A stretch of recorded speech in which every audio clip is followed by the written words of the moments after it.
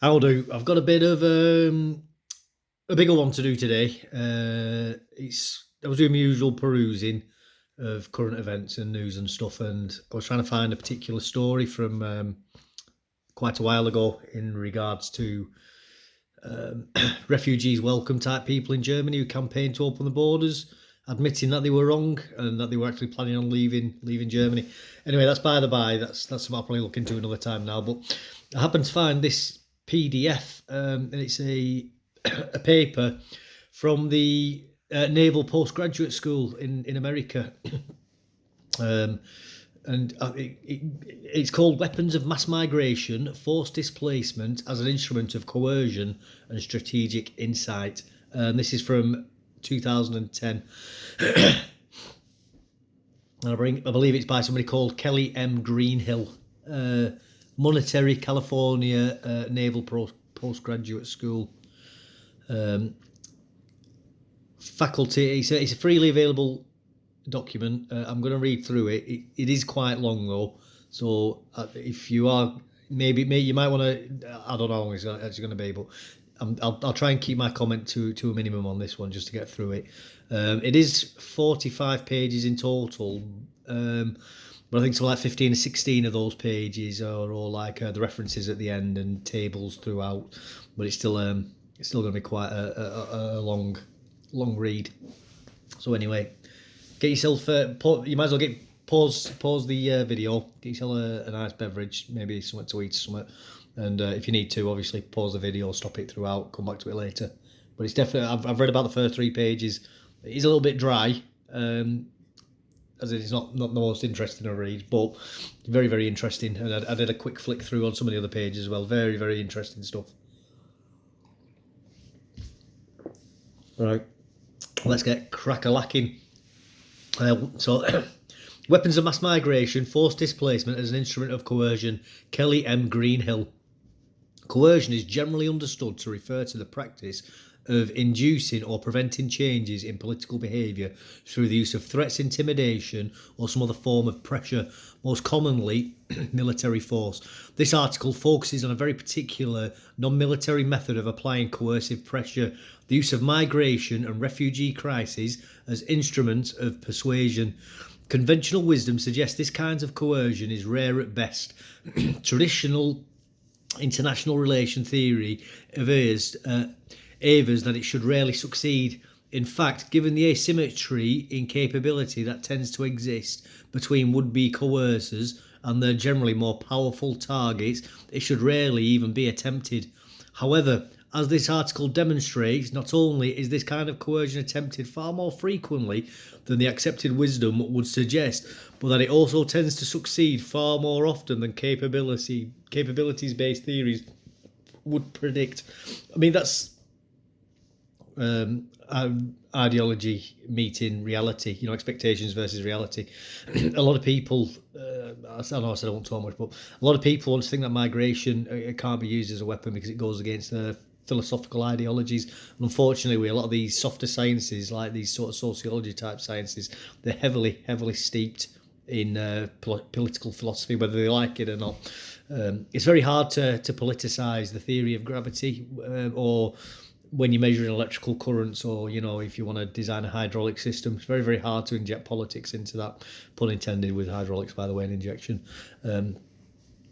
But with social sciences, it's very very easy to politicise them and fudge figures to try and push a particular agenda. Got a stray whisker there. Anyway, I'll carry on. The article is organised as follows. I begin by outlining the logic behind the coercive use of purposefully created migration and refugee crises and discuss its relative, if under-recognised, prevalence, just like we're experiencing at the moment. In the second section, I briefly describe the kind of actors who resort to the use of this unconventional weapon, as well as highlight the diverse array of objectives sought by those who employ it. I also show that this kind of coercion has proven relatively successful, at least as compared to more traditional methods of persuasion, particularly against, in brackets, generally more powerful, close brackets, liberal democratic targets like we are. In the third section, I propose an explanation for why democracies appear to have been more frequently (brackets) and more successfully (close brackets) targeted. I also advanced my broader theory about the nature of migration-driven coercion, including how, why, and under what conditions it can prove efficacious. I conclude with a brief discussion of broader implications and further applications of the theory. Subtitle: Defining, Measuring and Identifying Coercive Engineered Migration. I do like how she said it is a weapon as well earlier on. And I fully agree with that. Migration, especially what we're experiencing at the moment, is definitely being weaponized against us.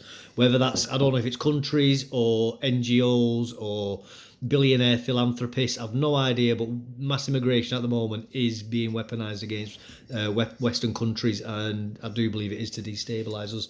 I don't know why though.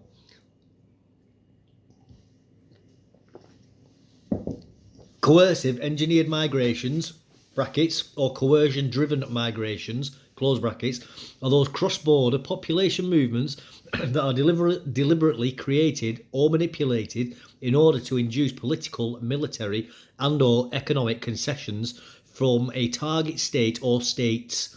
The instruments employed to effect this kind of coercion are myriad and diverse.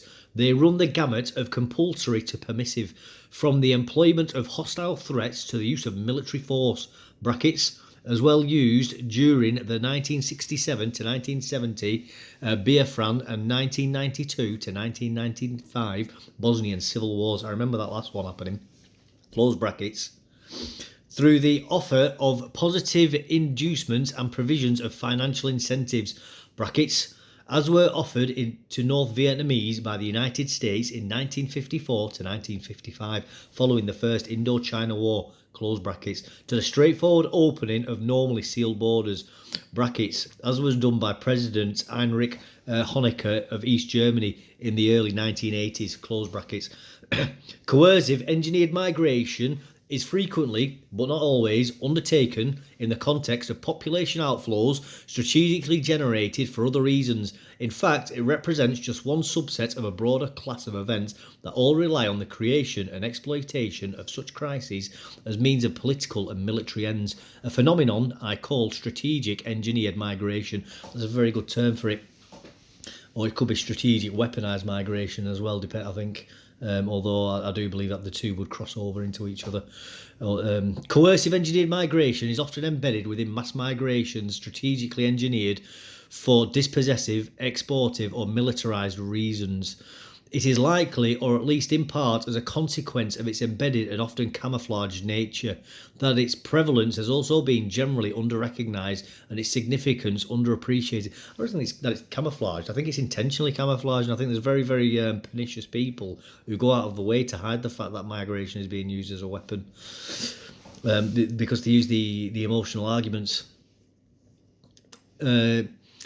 Indeed, it is a phenomenon that for many observers has been hiding in plain sight. For instance, it is widely known that in the 1972 Idi Amin expelled most Asians from Uganda in what has been commonly interpreted as a naked attempt at economic asset expropriation.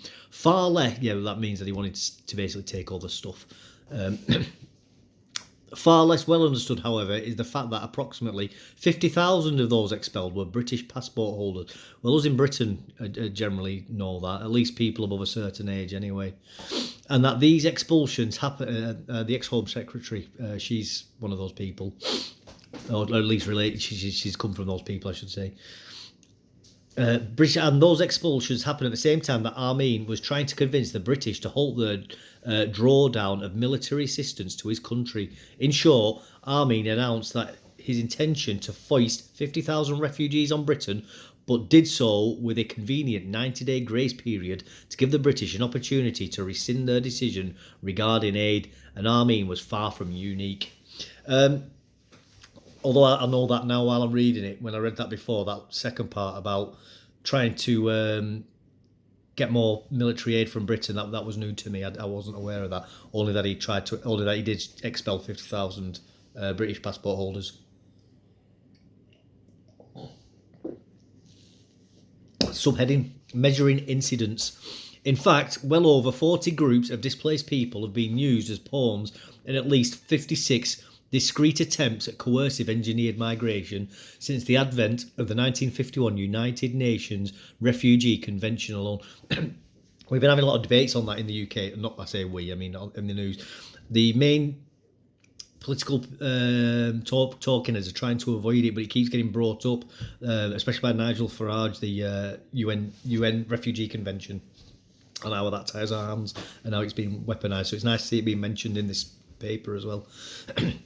An additional 8 cases are suggestive but inconclusive on intermediate, see Table 1, employment of this kind of coercion predates the post-World War II era.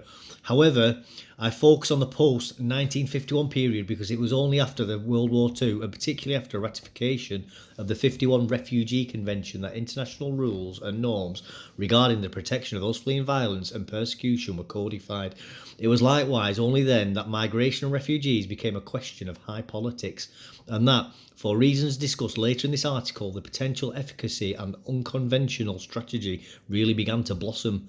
To put the prevalence of coercive engineered migration in perspective, at a rate of at least 1 cases a year, between 1.0 cases a year, between 51 and 06, and is significantly less common than interstate territorial disputes, which are approximately 4.82 cases a year. So that means, I believe what that means is people who are displaced within a country and move around inside nations are nearly 5 times the rate of those who travel cross borders. But at the same time, it appears to be markedly more prevalent than both intrastate wars, approximately 0.68 cases per year, and extended intermediate deterrence crises, approximately 0.58 a year. At a minimum, this suggests that the conventional wisdom about the relative infrequency of coercive engineered migration, brackets, my operative null hypothesis, close brackets, requires reconsideration. More ambitiously, it suggests that what we think we know about the size and nature of the policy toolbox available to and used by state and non-state actors may too require reconsideration. A failure to appreciate the relative persuasiveness of a frequently employed policy weapon can actively impede the ability of both scholars and policymakers to understand, combat and respond to potential threats, as well as to protect those victimised by its use. Yeah, I mean, a lot of these people who are getting moved around are just pawns. I mean, we're seeing a lot of these guys coming over on boats in the UK, and all right, a lot of them I think are adventurers. You know, they're on the young men. You know, they're out in their mind. I don't know, like they're on a conquest or whatever. But they're being pushed here by the hidden hand, so to speak. Now, who is the hidden hand? I'm not sure, but it does seem that there is a type of that war is being waged against the people, the citizenry of the West. And now, whether that's our governments or whether it's an international organisation like the UN or NATO or what, I don't know. Or like I say, if it's private citizens from, I don't know, Elon Musk, Bill Gates, who knows, or the Bill Clinton Foundation, I just don't know. The imperative to pay greater attention to this phenomenon is underlined by the recognition that the actual number of cases since 1951 may in fact be larger than the 56 or 64 I have hitherto identified. In addition to the aforementioned fact that this kind of coercion is sometimes embedded within outflows also engineered for other reasons, identification of cases tends to be further impeded by 2 other mutually reinforcing tendencies. On one side of the equation, states that have been successfully targeted in the past are often reluctant to advertise that fact, even within their own foreign policy establishments. Yeah, I mean, it's like if a government's had a massive boo-boo with espionage, they tend not to speak about it because it shows weaknesses in the defences. So it might not even be that they don't want to talk about it. It's obviously you don't want to give up your national security secrets. So, but as we're seeing now with mass migration coming into the West and like across the American border and that, you can't hide that. People can see it's as plain as it. I mean, I think our government's been diluting it a lot, and I believe just recently there's been reporting that people coming across smuggled inside vehicles over the channel is also hasn't gone down. So I do believe the numbers are far, far worse. It's just what we can clearly see coming over the channel in small boats. And same with America, people just wandering over and getting spotted. Consider, for instance, that the now infamous 1980 Mariel boat lift had been underway for close to 10 days before Victor Palmieri, then US coordinator for refugee affairs, discovered that 1980 was not the first time Cuban President Fidel Castro had attempted to use mass migration to force concessions by the United States, nor, moreover, did it prove to be the last. Failing to share such critical information can prove highly problematic in the context of crisis decision making. Nevertheless, such resistance is not wholly surprising. Not only may publicising past vulnerabilities make a target more susceptible to future predation, but it may also heighten the political cost to be paid within the state's own polity. After all, what leader wants to voluntarily admit having been forced to offer concessions to actors who are commonly portrayed in the media and public fora not as formidable adversaries but rather as pathetic foes worthy of derision? For instance, a tin pot dictator like Fidel Castro, or an obsequious tyrant like Erich Honecker. On the other side of the equation, some would-be coercers issue their threats and demands only privately. For virtually every obvious challenger, such as Belarusian President Lukashenko, who in 2002 and 2004 publicly proclaimed that if the Europeans don't pay, we will not protect Europe from these flows. Yeah, but that was also the same with Erdogan from Turkey as well. He threatened the EU with not stopping Syrians if they didn't basically give him money, billions and billions of euros. He just wanted money for it. One can identify a far less visible counterexample. After the 6 Days War, for instance, King Hussein of Jordan privately made clear to US diplomats that it was well within his power to turn the ongoing Palestinian refugee crisis into a major embarrassment for both the United States and Israel if the United States failed to exert sufficient diplomatic pressure on the Israelis to take back those displaced by the war. A case I discovered simply by chance while in the archives pursuing previously classified documents on Vietnam. To go from the particular to the general, one can only wonder how many other such cases might remain unrecognised. In short, irrespective of whether coercion succeeds or fails, cases in which threats were issued only privately can be difficult to identify. I think as well with a lot of countries, especially with socialist style countries, they don't want to be seen to be using people, human beings as a weapon, because they obviously want to keep the image up that they care, that they're the nice ones, they're the good ones. We're for the people, so to speak, and those horrible capitalists, they're the ones who just want to chew people up and spit them out. So I believe that it's like we're seeing at the moment with the boat people coming into the UK. Somebody is engineering that to happen, but they're being very quiet about it because they know it will look incredibly bad when they get exposed, and they will get exposed for doing it. But by keeping quiet, it makes Britain and the British people look bad when we try to challenge it, because they can just claim, they're refugees. They're just refugees fleeing war, that's all. What are you on about? I know they've gone through 20 countries that are safe, and I know that they've been offered asylum in other places, but they refused it. Just stop being a horrible, mean person. Just take in the people. Just take in the boat people. Just take in the 1 million fighting age men, who refuse to work and have got no identification or documents, and they're all doctors and engineers, honest. Just believe us, they are.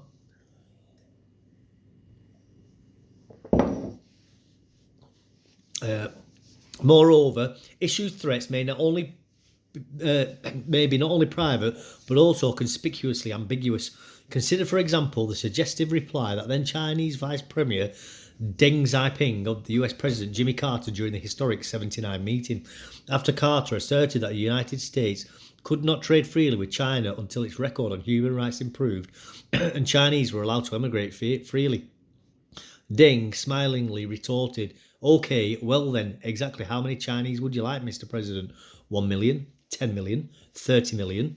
Whether Deng actually intended to influence US behaviour remains unclear, but in point of fact, his rejoinder reportedly stopped Carter cold and summarily ended their discussion on human rights in China.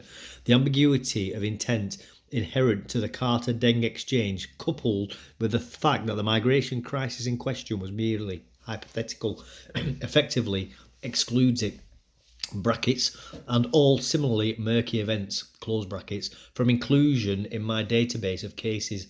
Nevertheless, as I illustrate in the next section, even excluding all such cases, there has still been, on average, at least one attempt of coercive engineered migration per year since the Refugee Convention came into force. In short, whether publicly announced or privately implied, by threatening or actually creating or catalysing migration crises oneself, or by pleading an inability or unwillingness to control crises generated by others. If conditions are right, these unnatural disasters can be effectively exploited and manipulated in ways that allow a variety of would-be coercers to extract political and economic concessions from their targets. We're only on page 5. So we're about maybe a fifth of the way through to where we're going to get to, because I'm going to skip tables and I'm not going to go through the references. There's been reference points throughout the article up to now, constantly little numbers at the side of sentences, but I'm just skipping those bits, obviously, because it's a waste of time giving you that. But if you want to read the references, download the PDF. It's all there. Right, so subheading: types of coercers, their objectives and rates of success. Coercive engineered migration can be exercised by 3 distinct types of challengers: generators, agent provocateurs, and opportunists. Generators directly create or threaten to create cross-border population movements unless targets concede to their demands. So like I said before, Turkey's Erdogan saying, give me billions or I'm going to let millions of Syrians through. Agent provocateurs, by contrast, do not create crises directly, but rather deliberately act in ways designed to incite others to generate outflows. I think a simile of this could be interpreted, I'm not saying this is a fact, but the way France treats people who are wanting to come to the UK, they make their life very difficult and they're almost encouraging them to leave France and head to Britain over the Channel, even going so far as to not block them from leaving the beaches. That could be agent provocateurs. There will be people who will debate that, maybe say that's not true, but that's just some off the top of my head I can think of. Agent provocateurs, many see themselves as engaging in a kind of altruistic Machiavellianism, whereby the ends, e.g. autonomy, independence, or the restoration of democracy, justify the employment of these rather unconventional means. Finally, opportunists play no direct role in the creation of migration crises, but simply exploit for their own gain of existence of outflows generating or catalysed by others, like people smugglers basically. So when these would-be coercers, be they opportunists, generators, or agent provocateurs, employ coercive engineered migration, what do they seek and how effective have past attempts been in helping these challengers achieve their aims? Just as is the case with traditional military coercion, the demands of challengers who engage in migration-driven coercion have been highly varied in scope, content and magnitude. Demands have been both concrete and symbolic, and have compromised entreaties both to undertake action and to cease undertaking them. They have run the gamut from the simple provision of financial aid to termination of insurgent funding to full-scale military intervention and even regime change. And despite the fact that the majority of challengers have been markedly weaker than their targets, in 54 of 64 total possible cases and 49 of 56 determinate cases, they have been relatively successful. In fact, they have been more successful than their most powerful counterparts. Success in this context is defined as persuading a target to change a previously articulated policy, stop or reverse an action already undertaken, or disperse side payments in line with the challenger's demands. In other words, most of the challenger's demands were met. A case is coded as a success if the challenger achieved most of or all of known objectives, and as a partial success if a challenger achieved a significant fraction but not all of its aims. A case is coded as a failure if the challenger achieved a few or none of its objectives, or achieved its objectives for what appear to be exogenous reasons. Finally, a case is coded as intermediate if 1. The challenger achieved at least some of the objectives, but casualty is unclear. 2. There is insufficient evidence to conclude that coercion was in the end actually attempted. Or 3. Threats were issued, but a crisis never materialised, and it remains unclear as of this writing whether the challengers' demands were met. Intermediate cases are excluded from aggression assessments of coercive success or failure. So a couple of pages now with charts on. Basically, it's got the date, it's got the challenger. This is columns. So first column is the year, second column challenger coercion, third column target country, next column principal objective, last column outcome. So I'll give you an example. I'll read the very first line, but then I won't go through any more. So 1953, challengers West Germany, or the coercers West Germany, target United States, objective financial aid, political support, outcome partial success. So that's for your example for that. But it goes all the way up to 2006. That in the 56 determinate cases, challengers achieved at least some of their objectives approximately 73% of the time. So that's 41 cases. If one imposes a stricter measure, right, I'll try and skip all this because I think this isn't the best. The discussion notwithstanding, one might still conclude that selection affects related issues, meaning that this kind of coercion is still a pretty poor method of persuasion undertaken only by highly resolved challengers and only when they believe there is a relatively high probability of success. To be sure, for a variety of reasons, coercive engineered migration is a blunt instrument that is rarely a weapon of first resort. First, challengers may ultimately catalyse larger crises than they anticipate or desire. And massive outflows can destabilize both states of origin and destination. That is very true. You can end up with the brain drain situation, or you can end up with a very top-heavy age-wise country because all the young people leave, and then you're left basically with a bunch of people when they start aging and become too old to work. Basically being, as is being seen, I think, in parts of the world right now, in places like Thailand and that, because all the young people are in Western countries working, and there's basically just old people been abandoned with nobody to look after them. Fears of just such a collapse, for instance, led to the construction of the Berlin Wall. Well, there you go, the Berlin Wall in the early 1960s. Second, once crises have been initiated, challengers often lose some degree of control over them, in no small part because engineered migration-related cleansings operations may be carried out by irregulars or even bands of thugs who lack discipline and whose objectives may not be synonymous with those who instigated the outflow. Well, that's another thing as well. Even if a state is weaponising mass migration, they can't just necessarily do it themselves. So you end up with either one of the three categories doing the migration, or even all three. You know, and you don't have none of those three to me seem like any of them interact much with each other. It's more just like you're useful to me right now, like the CIA using street dealers to push drugs in the 1960s on black communities.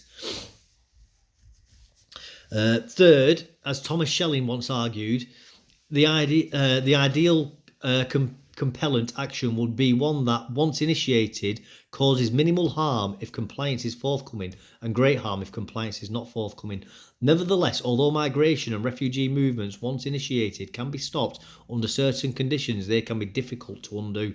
As such, well, they can be undone. And I'm not saying I support this, but Idi Amin did it, because Uganda was part of the British Empire, and the reason why all those people were in that country was because they moved there for work reasons, as labour and middle management types to help administrate those countries. So it does require very drastic actions to reverse these. They might move in different directions and do so in smaller or larger numbers than challengers desire. When this happens, outflows can become more like unguided missiles than smart bombs, making coercing particular targets more difficult. Oh, sorry, that was the wrong line there. Sorry. Where was that? Indeed, evidence suggests that both China and South Korea viewed coercion to the activists, trying to compel them to embrace. Fourth, the potential for blowback can be great and the intended consequences quite costly. So I was talking about before as well, why some countries keep it quiet, because it could destroy a country and the reputation. For instance, not only did the US instigate mass migration of North Vietnamese southward following the First Indochina War, fail to achieve its stated objective of deterring Ho Chi Minh from pushing for reunification elections, but it also inadvertently further weakened the sitting regime in South Vietnam while simultaneously increasing the US commitment to propping it up. And although Mobutu Sese Seko of Zaire benefited significantly from the concessions he was granted in exchange for his agreement to host Rwandan refugees in the mid-1990s, the decision to allow said refugees to use the camps as bases to launch attacks back across the border provoked enough ire within Rwanda that its government helped engineer his ouster. Nevertheless, given its apparent success rate of 57-73% for highly committed actors with few other options, coercive engineered migration can still appear to be a strategy worth pursuing. This is particularly true for challengers seeking to influence the behaviour of potentially vulnerable targets, disinclined to accede to their demands under normal circumstances. Powerful advanced liberal democracies. From the perspective of traditional international relations theory, this in and of itself represents something of a puzzle. Weak actors should only rarely challenge more powerful ones. So what makes the world's most powerful democracies such attractive marks? Why should they, particularly the United States, be most often and more successfully targeted? And more generally, how and why does using human beings as coercive weapons ever work? Well, it's kind of like you could have an incredibly wealthy individual walking down the street, incredibly rich, incredibly powerful, and incredibly capable of destroying his rivals. But as he's walking down the street, generally with his hands in his pockets, watching the world go by, a mugger jumps out of an alley, puts a knife or a gun in his face. Give me your wallet now. And really, at that point of time, he has no way of defending himself from that scenario. He's being held to ransom. And what can he do other than hand over the wallet or face the consequences? And that's kind of what these countries are doing, these smaller, poorer countries. They're using an unthinkable the rich businessman would never think of doing that to somebody. At least I'd like to think they wouldn't anyway. Would never think of mugging somebody at knife point in the street. But this is totally, and I've mentioned this in other videos, it's differences in civilization, civilizational differences and ways of approaching the world and thinking. So in a lot of these countries that will engage in this sort of tactic, they don't care about human rights. They don't care what happens to these people when they leave the country. No interest that they'll come. Well, if they see them being abused or they see them, say, like in the UK, coming to the UK, drowned in the Channel, there'll be international condemnation and outcries about it, but they don't actually care. They care about the perception of caring because it gives them political clout, and that's what it comes down to. I'm just going to have a quick flick through. This next bit is just how, when, and why does it succeed and fail. I don't think we really need to go into that. Resistors and restrictors. Protectors and promoters. Yeah, it's just when rejection collides with protectionism, vulnerability results. I'm going to predict and measuring coercive success and failure, and that tables, the force multiplier, hypocrisy costs. I'm going to leave it here with the video because it's been going on for half an hour. This it's very, like I say, very, very informative. Targets, defence, and evasive actions. I do think. Please read this yourself. I'm going to carry on reading this after the video stops. I don't really want to kill people's interests at this point. Why liberal... I'll read this bit. Why liberal democracies are particularly vulnerable. Advanced liberal democracies are particularly susceptible to the imposition of hypocrisy costs and to coercive engineered migration more generally, for two interrelated and self-reinforcing reasons, each of which reflects a distinct conception of what are traditionally viewed as liberal values and virtues. The first factor, a consequence of what is often referred to as a normative or embedded liberalism, is that the majority of liberal democracies have codified commitments to human rights and refugee protection through instruments such as the 1948 Human Rights Declaration, the 1951 Convention, and the 1967 Protocol. These international conventions and associated domestic laws not only provide a set of normative standards against which the actions of actors can be judged, but also place certain legal obligations on states to meet the responsibilities they impose On the one hand, such codified commitments provide certain protections and guarantees for those forced to leave their home countries in times of crises and under duress. On the other hand, however, these same safeguards constrain the ability of states to control their borders and so afford other actors bargaining leverage over signatory states through the employment of normalcy-enabled political and legal entrapment, as James Hampshire observes, albeit only with actors who benefit intentions in mind.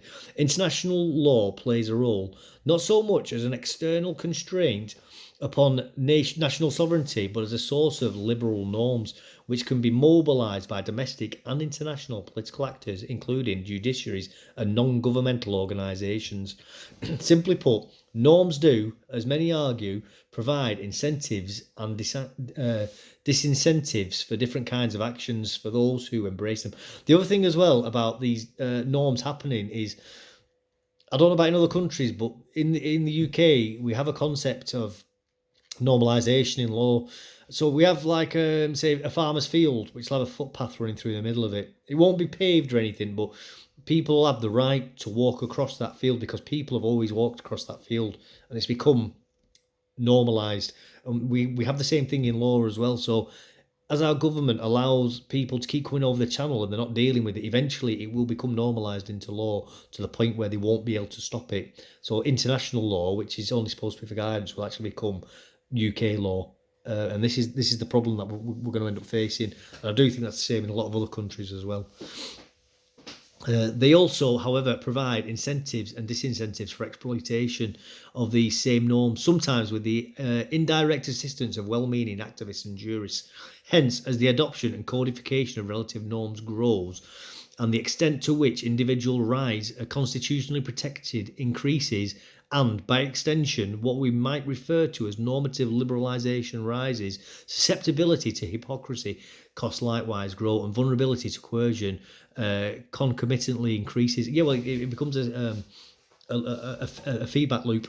So the more immigrants you take, the more immigrants come, and the more immigrants come, the more immigrants you're going to take, so on, so on, so on. And then the legal lawfare happens, and you don't get rule. You stop having rule of law, and you have rule of lawyers instead, and that's the problem that we're facing in the UK. It's ruled by lawyers. The second source of particular liberal democratic vulnerabilities lie in the transparent and inherently conflictual nature of political decision-making within those states.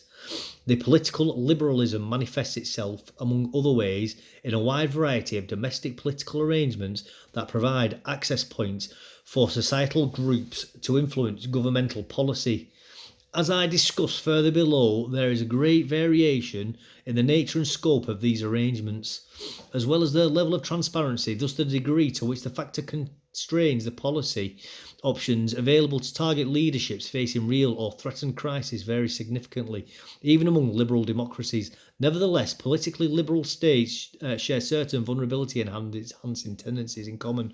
For one thing, not only do opposition parties in democracies tend to have strong incentives to criticise and publicise missteps by sitting governments, but they also face powerful political incentives to adopt positions that run counter to those embraced by incumbents, whether or not those policies are currently viewed as problematic. Well, not only that, but we also have, I don't know about in other countries, but we also have issues with the civil service in the UK as well. And America's a bit different because they, at least with the heads of the civil service, I hear about, such a president put such a person in as the head of the CIA. We don't have that over here. We have no control over the civil service, and that's been a big problem, really. So we basically have the civil servants who are just saying, well, we'll just keep throwing roadblocks up until you get swapped out for somebody else, and that's their attitude. We're here for the next 20, 30 years, of our career. You're here for 4 to 8 years, so we'll wait you out, mate. See you later. Where were we? Thus, opposition leaders may add the handling of an ongoing migration or refugee crisis to their list of grievances, and the position adopted could be either in favour or opposed to the displaced. Well, I think, this is 2010, so that was a nice rose-tinted view of the future, but unfortunately everybody's just gone like, oh, we've got to have more migrants, it's good for us. More migrants is good for the economy, even though we're at record levels of migration and the economy's tanking. Well, let's get more migrants. Surely it's going to work. They'll keep throwing migrants at it until we get richer. For instance, the opposition may contend that the government is betraying a just cause and sabotaging the political rights of a group of migrants or refugees, or they may equally well claim the government has sold out the refugees or migrants at the expense of the nation itself. Consequently, bold assertions by the leader of target states that they can withstand the competing, often intense domestic political pressures exerted by a migration or refugee crisis, and thus will not ultimately concede its coercive demands, may ring hollow to challengers who can readily observe the sometimes